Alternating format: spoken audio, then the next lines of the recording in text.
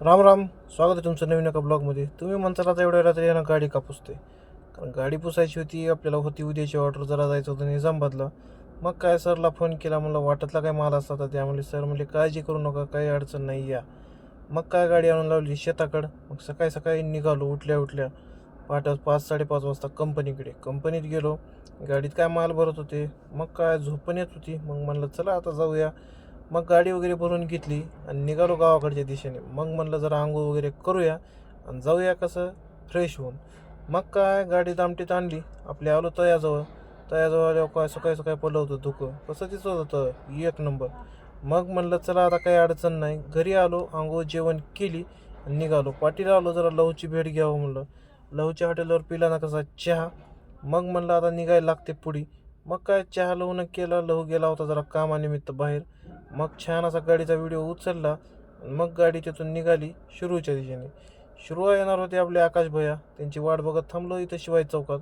मग काय शिवाजी चौकात आकाश भैया आले. मग तिथून आपल्याला जायचं होतं पुढी मुखेडच्या दिशेने. मग काय म्हणलं आता मुखेडपाशी जावं. मग काय मध्ये आधी व्हिडिओ नाही काढला, डायरेक्ट दाखवलं गाडीला मुखेडच. मग मुखेडमध्ये आलो. मुखेडमधून एक थोडंसं लोकेशन पुढे होतं.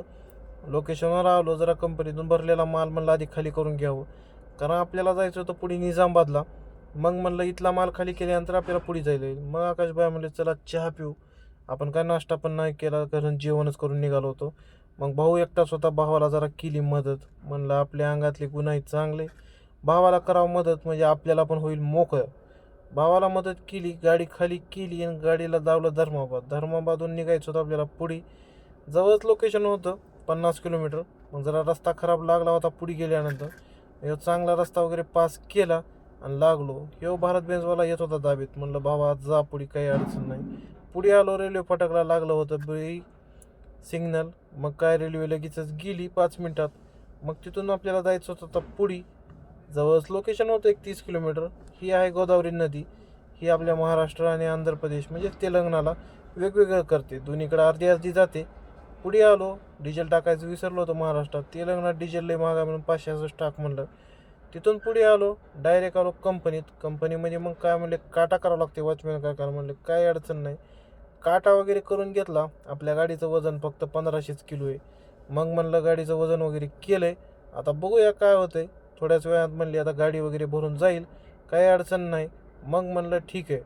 मग आलो गाडीच्या लोडिंग पॉईंटला. गाडी म्हणली लावा, पुढे गाडी आहे लोडिंगची.